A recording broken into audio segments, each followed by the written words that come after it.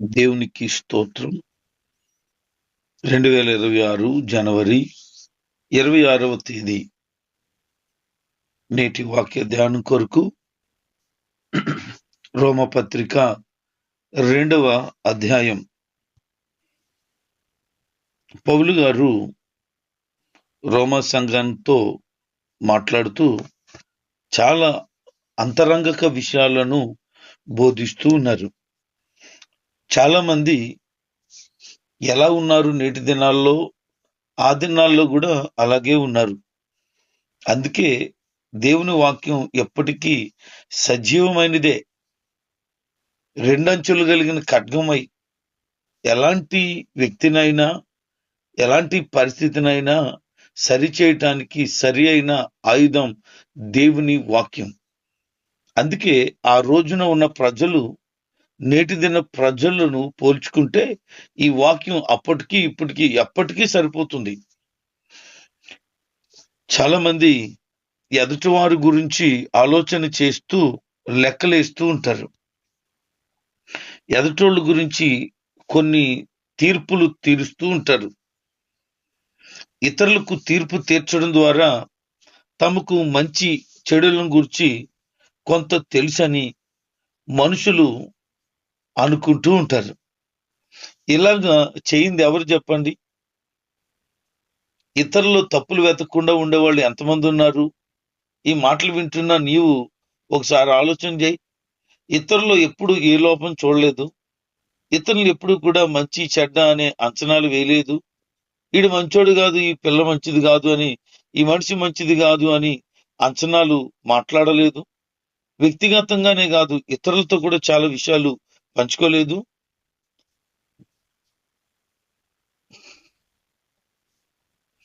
అది తప్పే కదా. వారికి తీర్పు తీర్చడం వలన మనం తీర్పు తీర్చుకుంటున్నాం అనేది గుర్తుపెట్టుకోండి. ఎదుటోళ్ళని ఎప్పుడైతే మనం అంటున్నామో మనకు మనం నిందించుకోవాల్సిన వారంగా ఉన్నాం. అందుకని అంటాడు, ఎదుటి వారికి తీర్పు తీర్చడానికి నువ్వెవడవి? నీకు నువ్వు తీర్పు తీర్చుకో. నువ్వు మంచోడువా కాదా, నీ స్థితి నీ పరిస్థితిని బట్టి నిన్ను నువ్వు లెక్కలేసుకో. ఎప్పుడు కూడా ఎదుటివారినే బ్లేమ్ చేయడానికి చాలా మంది ప్రయత్నం చేస్తారు. ఇది అవ్వమ్మ దగ్గర నుంచి ఆదాము దగ్గర నుంచి కూడా వచ్చిన మాటే. ఎందుకనంటే ఆదాము తినవద్దన్న పండు తిన్నాడు, అవ్వమ్మ కొయ్యొద్దని చెప్పిన పండు కోసుకొని తిన్నాడు. ఇప్పుడు వాళ్ళిద్దరూ కలిసి దేవుడి ముందు నిలబడవలసిన సమయం వచ్చినప్పుడు ఆదాముని అడిగితే నువ్వు నాకు ఇచ్చిన ఈ మనిషే నాకు ఇచ్చింది అన్నాడు. అవ్వమ్మని అడిగితే నేనేమన్నా కావాలందన్నానా, అదిగో సర్పం నన్ను మోసగించింది అని చెప్పారు. అంతేగాని సారీ ప్రభువా, ఏదో తొందరపడి తెలుసో తెలియకో లేకపోతే ఈవిడ ఎవడుగా నేను తినేశాను అని చెప్తే బాగుండు. స్ట్రైట్ గా దేవుడి మీదే నింద వేయడానికి ఆదాం ప్రయత్నం చేశాడు. ఈ రోజున చాలా మంది ఎదుటోళ్ళ మీద ఈజీగా బురద పులమడానికి ఇష్టపడతారు. ఎదుటోళ్ళని తీర్పు తీరుస్తారు. మరి నీకు నువ్వు తీర్పు తీర్చుకో ఫస్ట్. ఇలాంటి కార్యాలు చేస్తే నువ్వేమన్నా గొప్పడువని గొప్పదానివని అనుకుంటూ ఎదుటోళ్ళు లెక్కలేసి ఆడు వేస్ట్ వీడు వేస్ట్ అంటే నువ్వు బెస్ట్ అని నీకు నువ్వు తీర్పు తీర్చుకుంటున్నావు. ఎదుటోళ్ళు మంచోడు కాదు అంటే నువ్వు మంచోడివి అని మంచిదానివి అని తీర్పు తీర్చుకుంటున్నావు. దేవుడు మనందరినీ ఒక దినాన్న తీర్పు తీరుస్తాడు. ఆయన తీర్పు తీర్చడానికి ముందు నువ్వెందుకు తీర్పు తీర్చుకుంటావు? ఎదుటోళ్ళని అంచనాలు వేసే ముందు నువ్వెందుకు నీకు నువ్వే అంచనాలు వేసుకుంటున్నావు? ఎదుటోళ్ళకి తీర్పు తీర్చడం కాదు, నీకు నీవే తీర్పు తీర్చుకుంటున్నావు. అందుకే జాగ్రత్త కలిగుండు. ఎదుటోళ్ళకి తీర్పు తీర్చవద్దు అనేది దైవ లేఖన ప్రకారంగా మనం అర్థం చేసుకోవాల్సినటువంటి విషయమై ఉంది. అందుకే అంటున్నాడు, ఈ కార్యాలు ఎవడైతే చేస్తాడో వాడి మీదకు దేవుని తీర్పు వస్తుందట. అంటే నువ్వు ఎదుటోళ్ళు తీర్పు తీరుస్తున్నావు అంటే దేవుడు నిన్ను కూడా తీర్పు తీరుస్తున్నాడు. మరి ఎందుకు నీవు అనవసరంగా దేవుని తీర్పుకు గురవుతావు? ఎదుటోళ్ళకి తీర్పు తీర్చి నువ్వేమన్నా తప్పించుకుంటానని అనుకుంటున్నావా? ఎదుటోళ్ళని ఏదోటి అనేసేసి అమ్మయ్య నేను సేఫ్ అయిపోయాను అని అనుకుంటున్నావా? ఆదామావులు కూడా అలాగే అనుకున్నారు. పక్కోళ్ళ మీద వస్తే నాకేం కాదు అనుకున్నారు. కానీ లెక్క పెట్టడంలో దేవుడు మొదలు పెట్టాడు. సర్పానికి ఇవ్వవలసినటువంటి శాపం ఇచ్చాడు. అవ్వమ్మకి ఇవ్వాల్సినవి ఇచ్చాడు, ఆదాముకి ఇవ్వాల్సినవి కూడా ఇచ్చాడు. ఎవరిని విడిచిపెట్టలేదు. ఎవరి టైం వచ్చినప్పుడు అందరికి చక్కగా ఆయన వడ్డించేసాడు. అందుకే ఎదుటోళ్ళకి నువ్వు తీర్పు తీర్చొద్దు. ఎదుటోళ్ళు ఎలాగుంటే నీకేమి, నువ్వు మౌనంగా ఉండి నీ భక్తిని నువ్వు కాపాడుకో. నీ వ్యక్తిగతమైన జీవితాన్ని దేవుని ఎదుట సరిగా ఉందో లేదో చూసుకో.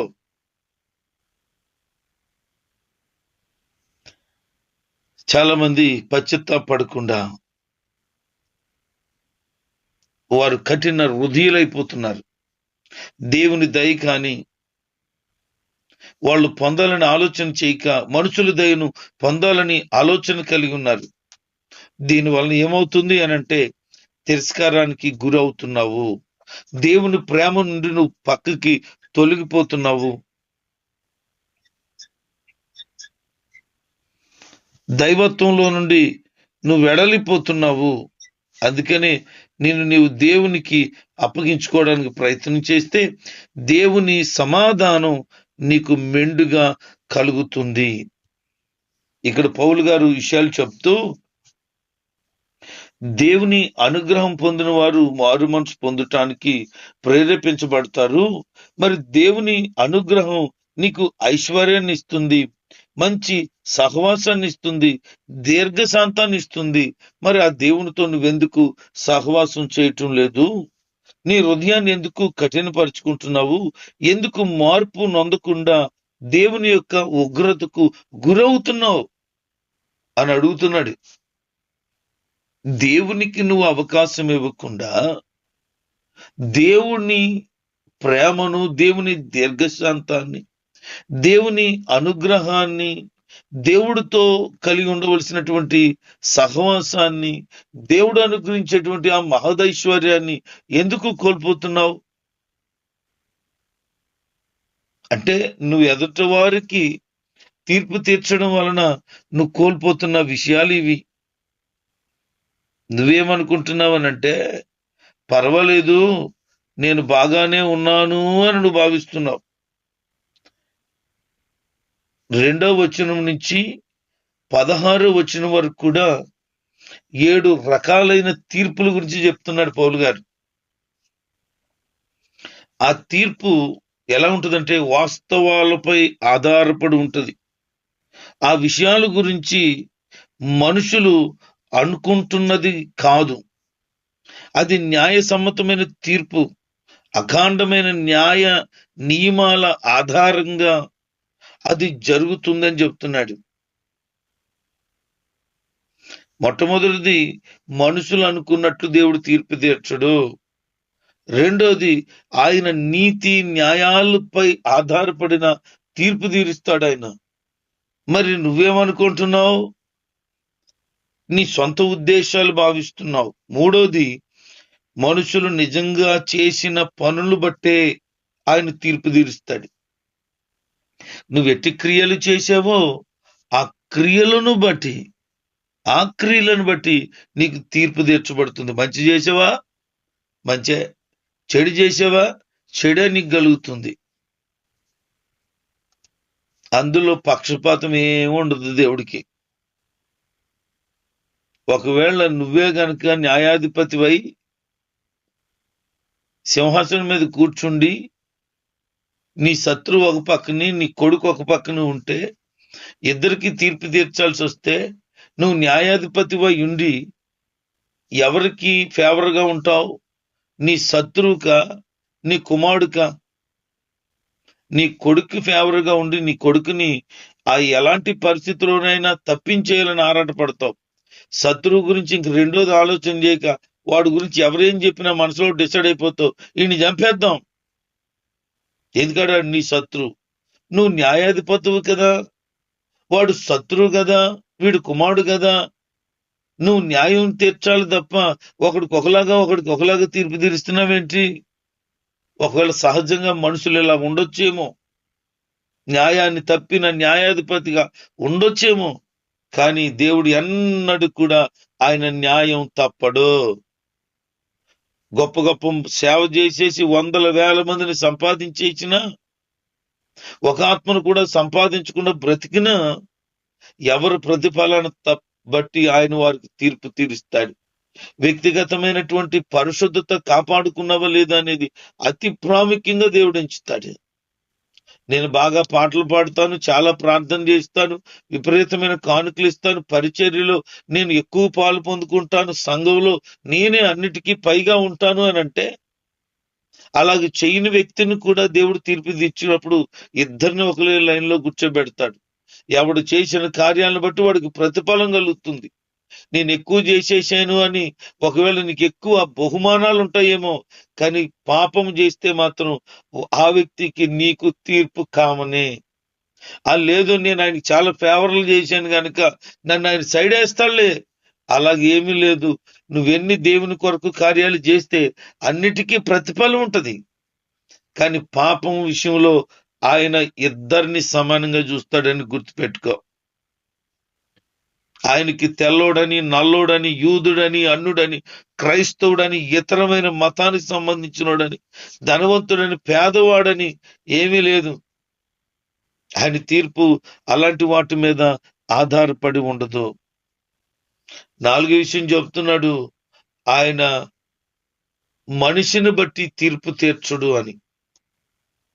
వారు రంగునో రూపానో వారు కలిగిన పొజిషన్ బట్టో దేవుడు తీర్పు తీర్చడు అని చెప్తున్నాడు. 5వది, పౌలు ప్రకటించిన సువార్తను బట్టి తీర్పు ఉంటుందట. యేసుక్రీస్తు గురించిన విషయాలను మనం విన్నాం, ఆ సత్యాన్ని అంగీకరించి ఆయనలో సాగుతున్నాం. అలాగే ఎవరైతే ఆ వాక్య ప్రకారంగా బ్రతుకుతారో దాన్ని బట్టి దేవుడు తీర్పు తీరుస్తాడు. తర్వాత 6వ విషయం ఏంటంటే, మనుషులు రహస్యంలో చేసిన పనులున్నాయే, రహస్యంగా ఆ పనులు బట్టి దేవుడు తీర్పు తీరుస్తాడట. నేను ఎవరికి దొరకలేదు, నేను చేసే పని ఎవరికి తెలియదు అని నువ్వు నేను అనుకున్నా, రహస్యమందు చూచుచున్న దేవుడున్నాడు. నువ్వు ఎవరికి కనిపించకుండా ఎన్ని వెకిలియాసాలు వేసావో ఆయనకు తెలుసు. దాన్ని బట్టి అక్కడ నీకు తీర్పు ఉంటది. ఎక్కడ అందరితో తప్పించుకోవచ్చు, పైకి ఒక రూపం లోపల ఒక రూపం ఉండొచ్చు. ఒకవేళ మనం అలా ఉంటే గనక అది దేవునికి కనబడదా? మనుషులు కనబడదు, మనుషులకు తెలియదు మంచి భక్తుడో, మంచి భక్తి పర్రాలో, మంచి విశ్వాసం అని వాళ్ళు భావించవచ్చు. కానీ దేవుడికి తెలుసు నువ్వు అంతరంగంలో ఒకలాగా ఉన్నావు, బాహ్యంగా మరొకలాగా ఉన్నావు. దాన్ని బట్టి దేవుడు తీర్పు తీరుస్తాడు. మరి ఇప్పుడు ఎలా ఉంటావో తెలుసుకో. అంతరంగం ముందు పరిశుద్ధత కోరుతున్నాడు ఆయన. మనం రహస్యంగా చేసిన వాటినట తీర్పులోకి తెస్తాడట. ఎవరికి తెలియదు కదా అంటే, అవును ఎవరికి తెలియదు, మనుషులు కలిగెప్తావు గాని దేవుని కన్నులకు అప్పగలవా? పిల్లి కళ్ళు మూసుకొని పాలు తాగుతుందట, అది అనుకుంటుందంటే ఎవ్వరు చూడలేదని. అది కళ్ళు మూసుకుంది, ప్రపంచం కాదు. ఒకవేళ నువ్వు చేసే పని తెలియకుండా చేయొచ్చేమో, నువ్వు అనుకుంటున్నావు గాని ప్రపంచానికి నీ యాసాలన్నీ తెలుసు. దాని అంతటికంటే ముఖ్యంగా ప్రభుకి నీ యొక్క వెకిలి యాసాలన్నీ తెలుసు. మనుషులు ఎదురు రాకుండా, మనుషులు కనపడకుండా తప్పించుకుని తిరిగినంత మాత్రాన తప్పించుకుని తిరిగేస్తున్నాను, ఏం పర్లేదు, నన్ను ఎవడేం చేస్తాడు అనుకుంటావేమో. ఒకవేళ మనుషులు నీకున్న పదవిని బట్టి, నీకున్న స్థితిని బట్టి, లేకపోతే నీకున్నటువంటి లోక సంబంధమైన ఘనతను బట్టి ఎవరు నిన్నేం చేయలేరేమో. కానీ నిన్ను పుట్టించిన దేవుడు ఉన్నాడో ఆయన చూస్తూ చూస్తూ చూస్తూ ఉంటాడు అనుకోకు. ఏదో రోజు నీ మక్క జారగొడతాడు, అప్పుడు నీకు అర్థమవుతుంది ఆయన చెప్తానే ఉన్నాడు, నేను చేస్తూనే ఉన్నాను, సరే అయితే బాగుండును అని. అందుకే రహస్యంగా చేసిన పనులు బట్టి ఆయన తీర్పు తీరుస్తాడు. 7వ విషయం చెప్తున్నాడు, యేసుక్రీస్తు ద్వారా మనకు తీర్పు జరుగుతుందట. మనం ఆయన ఎదుట నిలబడతాం, ఆయన మనకు యేసుక్రీస్తుని బట్టి తీర్పు తీరుస్తాడు. అంటే యేసుక్రీస్తుని నమ్మడానికి ముందు ఉన్న జీవితం గురించి కాదు ఆయన లెక్కెట్టేది. యేసుక్రీస్తుని నమ్మి బాప్తిసం పొందుకొని మందిరానికి వచ్చి ఆత్మీయ బిడ్డగా ముద్రీకరించబడిన తర్వాత నుంచి నీకు లెక్కలు ఉంటాయి, తీర్పు తీర్చబడుతుంది. గతం యేసుప్రభువు నమ్ముకోక ముందు నువ్వు ఎంత ఘోరమైన పాపమైనా, పౌలు వలె హింసకుని, దోచుకుని, ఆనుకరుని అని నువ్వు చెప్పినా అదంతా క్లీన్ చేసేస్తాడు. నీ అతిక్రమంలో నేను తుడిచివేస్తున్నాను, నీ పాపలకి నీ జ్ఞాపకం చేసుకోనని చెప్పాడు. అలాగ శుభ్రమైపోద్ది. కానీ యేసుక్రీస్తుని నమ్మిన తర్వాత కూడా నువ్వు ఏదైతే చేసి ఉన్నావో, ఏమైతే చేస్తున్నావో, నీ కౌండని అక్కడ లెక్క పెట్టడం ప్రారంభిస్తాడు. అప్పటి నుంచి నీకు తీర్పు ఉంటుంది. అంటే యేసుక్రీస్తుని నమ్ముకున్న తర్వాత కూడా నువ్వు ఇంకా మారలేదు అని అంటే అవన్నీ తీర్పులోకి వచ్చేస్తాయి అన్నమాట.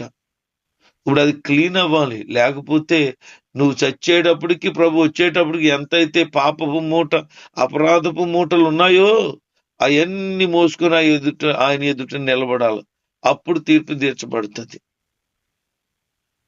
పిల్లల్ని కొన్నిసార్లు స్నానం చేపించి బట్టలేసి రే బురదలో ఆడకండ్రా అంటాం. కానీ ఆడు ఏం చేస్తాడంటే అటు ఇటు చూస్తాడు, మనం చూడలేదని చెప్పి వెళ్ళి బురదలోనే ఆడతాడు. ఒరి పనికి మాలోడా, ఇప్పుడే కదరా స్నానం చేయించాను, మళ్ళీ బురదలోకి దూరేసేవేటి నువ్వు, మట్టితో ఆడతావేటి నువ్వు అని కోప్పడతాం. నీవు పాపపు బురద నుంచి యేసుక్రీస్తు రక్తం ద్వారా కడిగి శుద్ధీకరించబడిన నీవు మరలా ఆ పాపపు బురదలోనికే వెళుతుంటే, ఆ అపవిత్రమైన కార్యాలు చేస్తుంటే మరి ఆయన తిట్టడం కాదు, తీర్పు ఉంటదట. అప్పుడు నువ్వు కర్ర తీసుకుంటావు, దెబ్బలు కొడతావు. ఎరా నీకు చెప్తే అర్థమవుదా? స్నానం చేపించి శుభ్రంగా నీకు మంచి బట్టలు వేస్తే మళ్ళీ మురుకులు ఆడతావని ఖచ్చితంగా కొడతావు. ఆయన కొట్టడు, తీర్పు తీర్చి అప్పుడు నీకేం వడ్డించాలో వడ్డిస్తాడు. అందుకే నీ జీవితాన్ని పరిశుద్ధంగా కాపాడుకో. త్వరగా రాబోతున్నాడు ఆయన. ఆయన వచ్చేటప్పటికి గనక నీవు నీ పరిశుద్ధత కాపాడుకోలేదా, ఇప్పుడు వరకు చేసిన యాసాలు, మోసాలు, అన్యాయాలు, లంచగొండితనం, దుర్మార్గం, ఇంకా శరీర సంబంధమైన కార్యాలు ఇవన్నీ కూడా మోసుకెళ్ళిపోతావు నువ్వు. అందుకే ఎప్పటికప్పుడే నీ పాపమును ఒప్పుకొని అపవిత్రతను విడిచిపెట్టి చెడు తలపులు, చెడు మాటలు, చెడు కార్యములకు దూరంగా ఉండి పరిశుద్ధతను కాపాడుకుంటూ బ్రతకాలి. కొలసీ సంఘానికి పౌలు అంటాడు, పరిశుద్ధులుగా ఉండుటకు ప్రయత్నించండి అని. సాధ్యమైనంత వరకు కూడా పరిశుద్ధంగా ఉండటానికే ప్రయత్నం చేయాలి. అబద్ధాలు ఆడడానికి ఏమేమి అబద్ధాలు ఆడాలని చాలా వెతుక్కుని రెడీ చేసుకుంటారు. అసలు ఎందుకు అబద్ధం ఆడాలి నువ్వు? ఎవరిని ఎలా మోసం చేయాలని ముందే ప్లాన్లు చేసుకుంటావు. అసలు ఎందుకు మోసం చేయాలి నువ్వు? అందుకే నీ ప్లాన్లు నీకు తప్ప ఎవరికి తెలియదు, కానీ నిన్ను పుట్టించిన దేవునికి తెలుసు. జాగ్రత్త. ఇప్పటి వరకు ఏదో బతికేసినట్టున్నావు, తెలుసో తెలియకుండా ఎవడ బతకడు ఏ పని చేసినా తెలిసే చేస్తాడు. కుక్కకు కూడా తెలుసు మన ఇంటికి వస్తున్నారని. మనకు తెలీదు ఏం చేస్తున్నావో, మంచి చేస్తున్నావు చెడు చేస్తున్నావు 100% తెలుసు. కనుక తెలిసి చేసావు, తెలియకుండా ఏమీ చేయలేదు కనుక ఇక మీదట జాగ్రత్త పడితే బాగుంటుందేమో. లేకపోతే ఇదే చివరి వార్నింగ్ అయితే నీ పరిస్థితి ఏమవుతుందో చూసుకో. మరి తీర్పు తీర్చుతాడు ఆయన. ఆయన నమ్మిన తర్వాత కూడా నువ్వు చేసిన పనులను బట్టి తీర్పు తీర్చుతాడట ఆయన. రోమా సంఘంలో 2 రకాల ప్రజలు ఉన్నారు. ఒకటి ఏంటంటే ధర్మశాస్త్రాన్ని అనుసరించే క్రైస్తవులు, క్రీస్తుని అనుసరించే క్రైస్తవులు. ఆ ఇద్దరు కన్ఫ్యూజ్ లో ఉన్నారు. పౌలు గారు క్లారిటీ ఇస్తున్నాడు. ఏంటి అనంటే, నువ్వు యూదుడు అని పేరు పెట్టుకున్నావు, ధర్మశాస్త్రాన్ని ఆశ్రయించావు, దేవుని యందు అతిశయిస్తున్నావు. ధర్మశాస్త్రాన్ని అనుసరించేవాడు ధర్మశాస్త్రాన్ని బట్టి అతిశయించాలి, కానీ దేవుని బట్టి ఎలాగ అతిశయిస్తావు? దేవుణ్ణి కలిగిన వాడు దేవుని బట్టి అతిశయించాలి. కనుక ధర్మశాస్త్రమును బట్టి అతిశయించక దేవుని బట్టి అతిశయించు. దేవుని సంకల్పాన్ని తెలుసుకుని ధర్మశాస్త్రంలోని ఉపదేశం పొంది ఉత్తమమైన వాటిని మెచ్చుకుంటూ ఉంటావు. నువ్వు దేవుని వాక్య ప్రకారంగా బ్రతకవలసిన నీవు ధర్మశాస్త్రాన్ని అనుసరించి బ్రతుకుతూ ఉంటుండగా మీరు ధర్మశాస్త్రాన్ని మీరుతున్నారు. ఈరోజు చాలా మంది క్రైస్తవులు ఈలాగున మాట్లాడుకుంటున్నారు. యేసుప్రభు ఉపదేశాల వరకు తెలిసి కూడా ఇతరులకు వాటిని ఉపదేశిస్తారు గాని వారు వాటిని పాటించటం లేదు. దాన్నే ధర్మశాస్త్రం మీరడం అంటారు, దేవునికి అపకీర్తి తేవడం అంటారు. మరి మనం మన జీవితాన్ని ఎప్పటికప్పుడు సరి చేసుకోవాలని ప్రభు చెప్తున్నాడే. నువ్వు దేవుని బిడ్డవై ఉండి ఇతరులకు తీర్పు తీర్చేస్తున్నావు గాని నీకు తీర్పు తీర్చుకోవా? ఇతరులకు బోధిస్తున్నావు గాని నీవు బోధ చెప్పుకోవా అని అడుగుతున్నాడు ఆయన. అందుకే అంటూ అన్నాడు ఆయన, దొంగతనం చేయొద్దని బోధిస్తావు, మరి నువ్వే దొంగతనం చేస్తున్నావు. వ్యభిచారం చేయొద్దని చెప్తున్నావు, నువ్వే వ్యభిచారం చేస్తున్నావు. విగ్రహాలను అసహించుకుంటున్నానని చెప్పావు, మరి పండుగలు పబ్బాలు వేషాలు అన్ని మామూలే. అంటే నువ్వు వాక్యానుసారంగా జీవిస్తున్నావా? వాక్యానుసారంగా బ్రతుకుతున్నావా? వాక్యానుసారమైన బ్రతుకును ఇతరులకు కనబరుస్తున్నావా?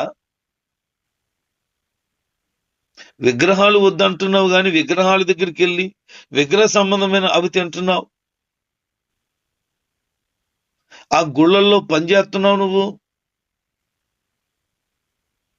నువ్వు సహకరించినట్టే కదా. ఊర్లో కార్యక్రమాలు వస్తే వాటికో సందాలు ఇస్తున్నావు, సహకరించినట్టే కదా.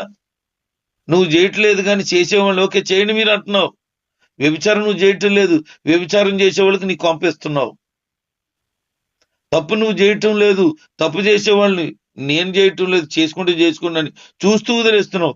కానీ పినేహాసులాగా ఉండటం లేదు, పినేహాసులాగా ఉండటం లేదు. నీవు అపవిత్ర పరుస్తూ ఉంటుండగా, పరాయి స్త్రీని తీసుకుని వచ్చి కొంపలో పడి ఉంటుండగా, భయంకరమైన ఉగ్రత జరుగుతుంటే పనికిమాలిన పని చేస్తావురా అని ఇశ్రాయేలుని ఆ స్త్రీని బళ్ళుతో పొడిచి చంపేశాడు ఫినెహాసు. చూస్తూ ఊరుకోలేకపోయాడు. మరి నువ్వు చూస్తూ వదిలేస్తున్నావు. నీకు తెలీదు, నువ్వు కళ్ళారా ఎవరన్నా చూస్తుండగా నీటిలో పడిపోతున్నారు అనుకో, నువ్వు రక్షిస్తావా రక్షించవా? అగ్నిలో పడిపోతున్నారనుకో, రక్షిస్తావా రక్షించవా? ఆ కాలితే తెలుస్తుందిలే, ములిగితే తెలుస్తుందిలే అని వదిలేస్తావా? అలా కనుక నువ్వు వదిలేస్తే ఒక పనికి మాలిన వ్యక్తి నువ్వు. కారణం ఏంటంటే వాళ్ళు నిప్పులో పడితే కాలిపోతారు, నీకు అవకాశం ఉంది, రక్షించడానికి ప్రయత్నం చేయి. నీటిలో పడితే వాళ్ళు మునిగిపోయి చచ్చిపోతారు, దానికి ముందే ప్రయత్నం చేయి. ఇంకా పడిపోలేదు, ఇంకా కాలిపోలేదు కదా. మరి నువ్వేమనుకుంటున్నావు? కాలిపోతే కాలిపోయిన వాళ్ళు కాలిపోతారు, అప్పుడు వాళ్ళకి తెలుస్తుందిలే, అప్పుడు చూద్దాం, ఆయింట్మెంట్ తెద్దాం. ఆయింట్మెంట్ తెచ్చి ఏం చేస్తాం? ఇంకా కాలిపోయిన తర్వాత. దేవుని వాక్యాన్ని బోధించే నీవు, దేవుని వాక్య ప్రకారంగా బ్రతకాలనుకుంటున్న నీవు, దేవుని బిడ్డగా ముద్రీకరించబడిన నీవు, వాటిని అనుసరించడం కంటే, వాటిని ప్రోత్సహించడం కంటే, వాటికి సహకరించడం కంటే ఇంకా దుర్మార్గం ఏముంది? దేవునికి నచ్చని క్రియ ఏముంది? అందుకే విగ్రహాల జోలికి వెళ్ళొద్దు అంటాడు.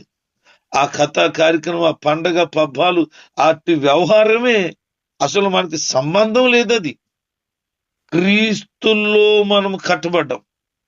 మరలా అవేంటి? చాలా మంది సంక్రాంతి పండగకి ఇంటికి వెళ్ళారు. ఎందుకు వెళ్ళావు? తర్వాత 2 రోజుల తర్వాత వెళ్ళొచ్చుగా, లేకపోతే ముందే వెళ్ళి రావచ్చుగా. అసలు ఆ సందర్భాన్ని బట్టి నువ్వు వెళ్తే దానికి సపోర్ట్ చేసినట్ట కాదా? మీ ఇంటికి చుట్టాలను రమ్మన్నావు, దానికి సపోర్ట్ చేసినట్లే కాదా? ఏ పండగ అయినా, ఏ కథ అయినా, ఏ కార్యక్రమం అయినా దాని కొరకు ఆలోచన చేసావు. ఆ రోజు అన్నం వండుకొని కూర వండుకున్నావు, ఏ రోజు అలాగే వండుకున్నావు, కానీ ఆ రోజు స్పెషల్ ఉండవు. ఆ రోజు బూర్లు గారెలు అవి ఇవి తయారు చేసావు, అందరూ వండుకున్నారు. మన ఇంట్లో మనం వండుకున్నాం ఆ సందర్భంలో తప్ప ఓ 10 రోజుల తర్వాత వండుకోలేవు. అంటే అందరూ వండుకుంటుంటే మా పిల్లలు ఎడుతున్నారు, అందరికి చెప్పుకోగలిగావు కానీ నీ పిల్లలకు చెప్పుకోలేవా? ఇదే ప్రభువు నిన్ను అడుగుతాడు. అంతరంగకు సున్నతి తప్ప బాహ్య సున్నతి కాదంటాడు ఆయన. ధర్మశాస్త్రాన్ని పాటిస్తున్నానని చెప్తూ ధర్మశాస్త్రాన్ని మీరుతున్నావు అంటున్నాడు ఆయన. వినే వ్యక్తిగా కాదు, బోధించే వ్యక్తిగా కాదు, అనుసరించే వ్యక్తిగా ఉండాలని కోరుకుంటున్నాడు ఆయన. అందుకే అంటున్నాడు ఆయన, ఒక మనిషి అంతరంగమందు యూదుడైతే యూదుడు కాడు, దేవునికి ఇష్టమైన యూదుడిగా ఉండటానికి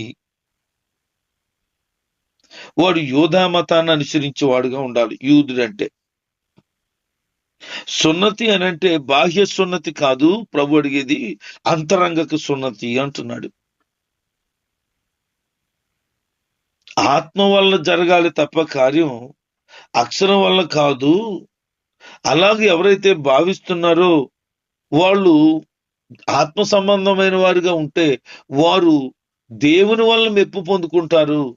లేదు అక్షరం వలనో, ధర్మశాస్త్రం వలనో, శారీరక సంబంధమైన సున్నతి వలన అయితే వాళ్ళు మనుషుల వల్ల మెప్పు పొందుతారు అన్నారు.